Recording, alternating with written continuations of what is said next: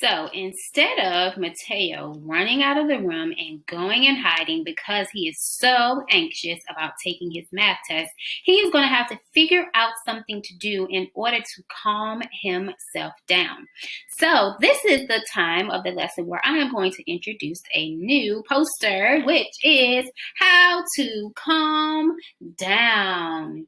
This is something that we are going to reference as we continue moving forward in the lesson about how to manage your strong feelings. Now, the first two calm down steps in the poster are stop and use your signal and name your feeling. These are the first two calm down steps. A stop signal is a word or words that get your attention and tell you to stop. Some of those words might be chill, dude, chill, bruh, stop, relax. Those are some examples. Mateo decides to use the steps to help himself to manage his strong feelings using self-talk. He says to himself, "Get a grip, Mateo. I feel anxious, but it's just a test." I want you guys to pause here and I want you to have some discussion about what kind of self-talk you use when you are taking a test and you have test anxiety. Think about the two steps that we just talked about in calming down, including stop and using your signal, which is you being able to figure out a signal word to tell yourself, hey, I'm feeling something. Let me figure out what it is that I feel, and then name your feeling. So I want you guys to pause here and have some discussion about the last time you took a test and share with each other the things that you guys do to manage your emotions. So those were some great examples. Being able to tell yourself, it's okay, you're smart, you can figure it out, you studied, it's not that big of a deal. You might need to take a pause for a minute before you sit and actually take the test. Figuring out exactly what your stop signal words are very important for you because it matters what makes you feel calm.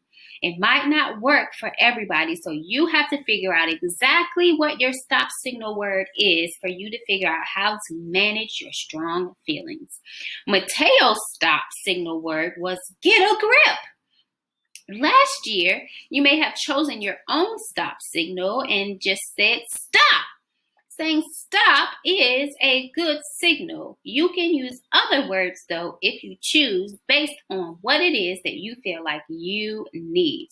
Now, think of other words that you could use as a stop signal. Miss E just gave you a little bit of examples, but like I said, those words and every word might not work for every scenario.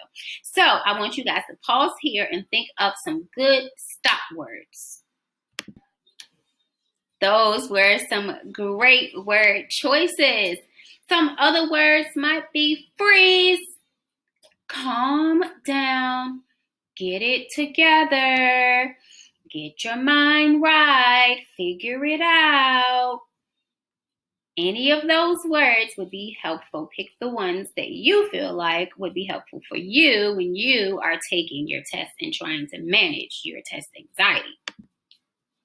Now, after Mateo uses his stop signal and names his feeling, he begins to calm down.